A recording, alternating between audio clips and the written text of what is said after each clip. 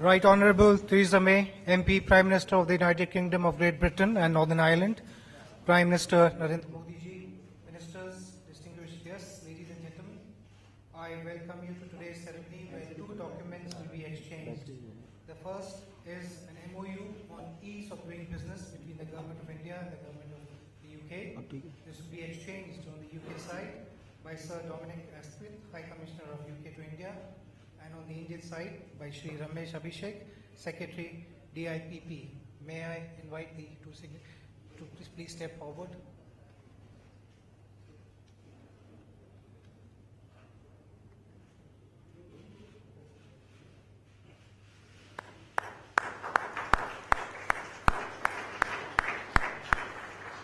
The second document to be exchanged is an MOU between the Department of Industrial Policy and Promotion, Ministry of Commerce and Industry of India, and the Intellectual Property Office of the United Kingdom for cooperation in the field of intellectual property to be exchanged.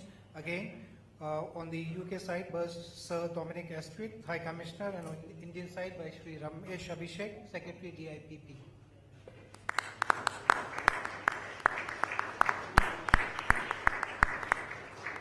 Excellencies, this concludes the exchange of agreements ceremony. Ladies and gentlemen, we will now have press remarks by the two leaders.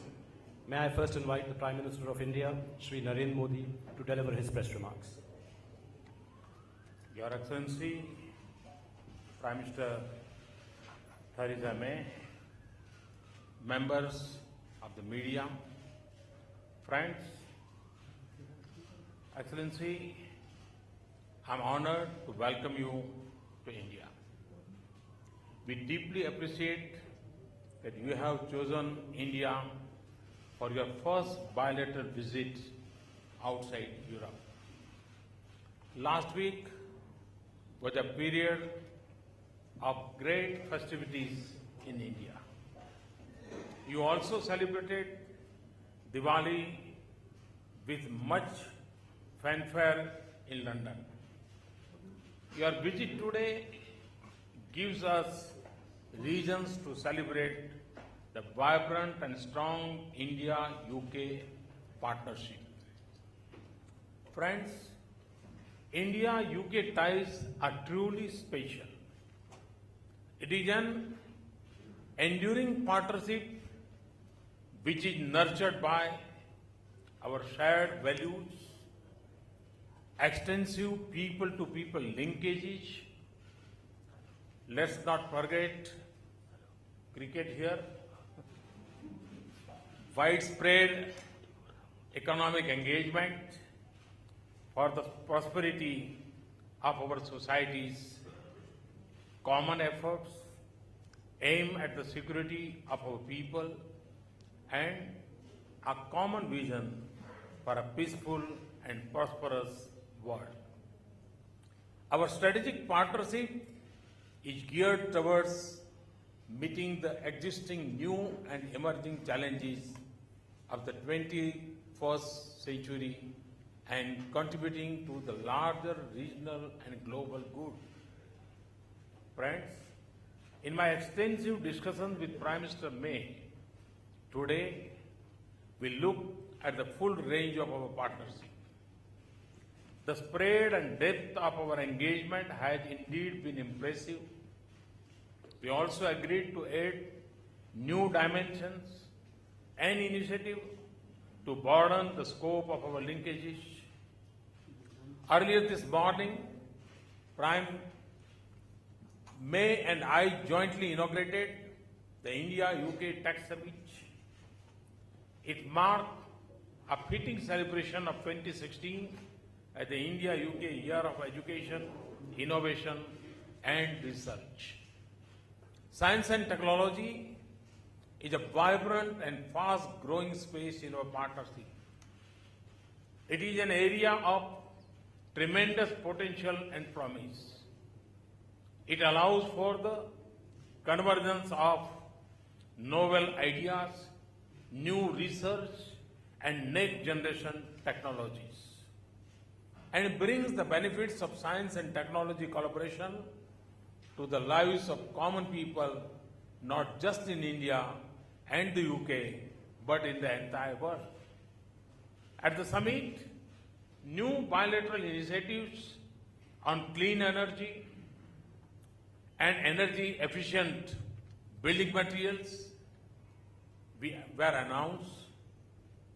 This would be critical for development of smart cities and to our quest for innovative solutions to tackle challenges of climate change and sustainability.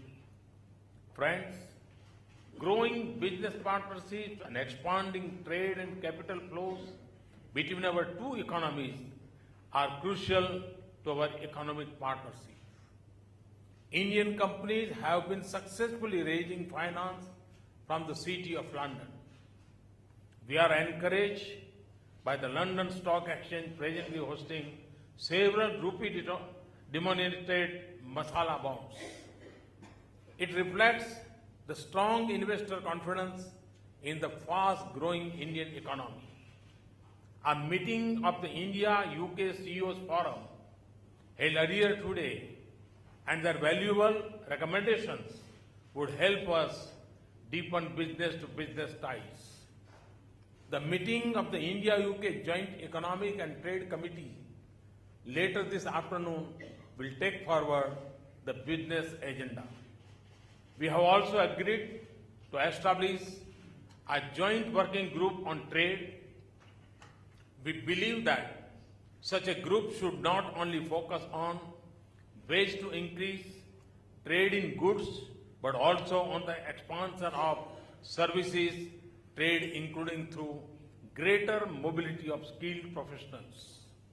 Friends, I also discuss defense and security partnership with Prime Minister May. I encourage British companies to look at the multiple opportunities in the Indian defense sector. Looking beyond trade in defense equipment, I invite them to build partnerships with Indian enterprise that focus on manufacturing, technology transfer, and co-development. Security of the cyberspace, especially involving our critical infrastructure, is an area of shared interest. I welcome our growing cooperation in this field. I also discussed with Prime Minister May ways to purposefully work together to combat the growing forces of radicalization and terrorism. We agreed that it is not a limited security challenge. Its arc of threat spread across nations and regions. Terrorists move across borders with ease and endanger the entire humanity. I conveyed our deep concerns to Prime Minister May regarding cross-border terrorism and the need for the international community to take strong action against states that support and sponsor terrorism. Friends, India-UK global partnership is expanding. There is growing convergence of our views on leading global issues. I thank Prime Minister May for UK's consistent support for India's membership of the UN Security Council and nuclear supplier groups. We also agreed on the need for early adoption of the Comprehensive Convention on International Terrorism. Excellency, our multifaceted relationship is indeed unique. Your visit to India and the outcome of our discussions today would add new dimensions and substance that would further strengthen India-UK partnership. I also take this opportunity to convey my best wishes to the English cricket team who will begin their campaign in Rajkot, Gujarat, day after tomorrow. May the best team win. Excellency, let me once again extend a very warm welcome to you and your delegation to India. Thank you.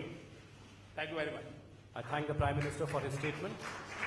May I now invite Right Honourable Theresa May, Prime Minister of the United Kingdom, to deliver her press remarks.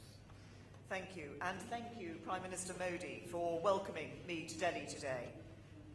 I wanted to come to India on my first bilateral visit outside Europe because this relationship matters more than ever. India is a leading power in the world, the largest democracy, the fastest growing major economy, the second largest contributor to UN peacekeeping operations, a country that we would like to see take a permanent seat on the United Nations Security Council, and a natural partner for Britain. We want to work with India for our shared prosperity, our shared security, and as a force for good in the world. Today, Prime Minister Modi and I have discussed how we can strengthen cooperation in all these areas. First, our shared prosperity. As leaders, we are both working to improve the livelihoods of our citizens, creating jobs, developing skills, investing in infrastructure, and supporting the technologies of the future. That creates opportunities for British businesses and investors here in India and vice versa. Take your version of smart cities. Today, we have agreed a new partnership that will bring together government, investors and experts to work together on urban development, unlocking opportunities worth £2 billion for British businesses over the next 5 years. This will focus on the dynamic state of Madhya Pradesh, with plans for more smart cities than anywhere else, and the historic city of Varanasi. Take the capital that's required for India's infrastructure. Since the launch of the first Masala bond in London in July, rupee-denominated bonds worth over £900 million have now been issued, and we expect a further 4 bonds with a total value of £600 million to be issued in the next 3 months. This is a vote of confidence in India's growth story, and it's a vote of confidence in London as the world's leading financial centre. Alongside this, the UK has agreed to invest £120 million in a joint fund that will lever private sector investment from the City of London to finance Indian infrastructure. So the potential to expand the commercial opportunities for both our countries is huge, and on this visit alone, more than £1 billion of business deals will be signed. But there's much more we can do. We are both firm supporters of free trade. We both want to be great exporting nations, and so we should work together for the long haul to break down the barriers to trade and investment. Here today, we've signed a new programme of cooperation to strengthen the protection and enforcement of intellectual property rights, which provides greater certainty for business. And the UK will share technical expertise on issues such as deregulation and tax to help make India an easier place to do business. We've also agreed to establish structured talks at officials level to identify what more we can do now before the UK leaves the EU to remove barriers to business.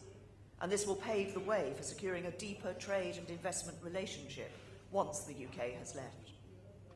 Prime Minister Modi and I have also discussed how we can improve business travel for Indian visitors to the UK.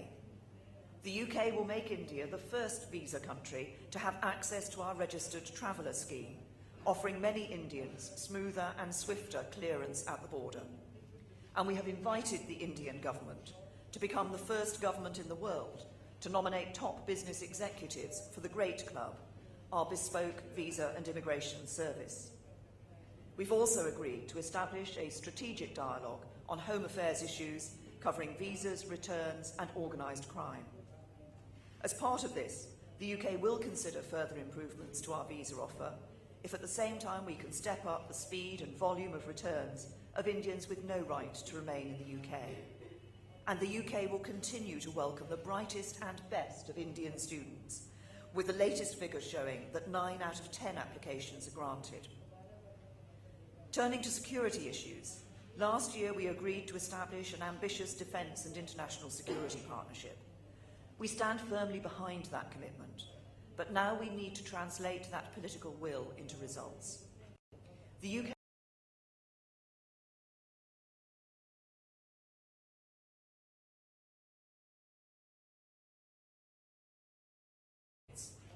Next week, our top defence officials will meet here in Delhi. We've tasked them with making progress on military training, collaboration on technology and equipment, and joint research on new capabilities. We're also committed to helping each other respond to new and emerging threats. As two countries that are at the forefront of digital,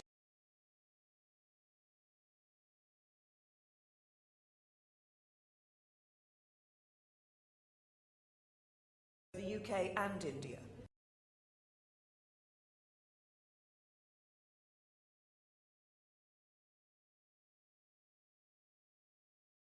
to tackle the threat of cybercrime.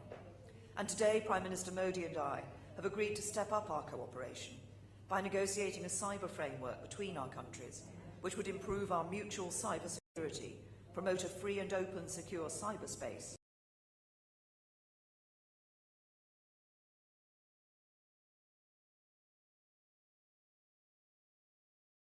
as partners and as global powers whose interests lie in a stable world founded on the rules-based international system. Today, we have agreed to strengthen our cooperation, in particular by sharing best practice to tackle the use of the internet by violent extremists and to reduce radicalisation and recruitment attempts online. These have been good and productive talks. As I said this morning, when two countries have as long a relationship as India and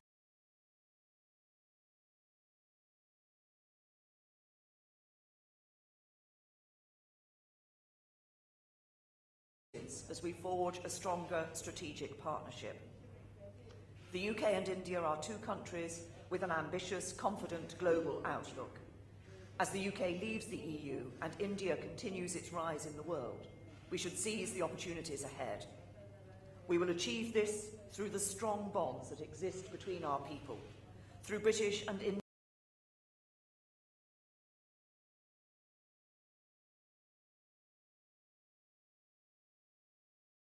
investing in this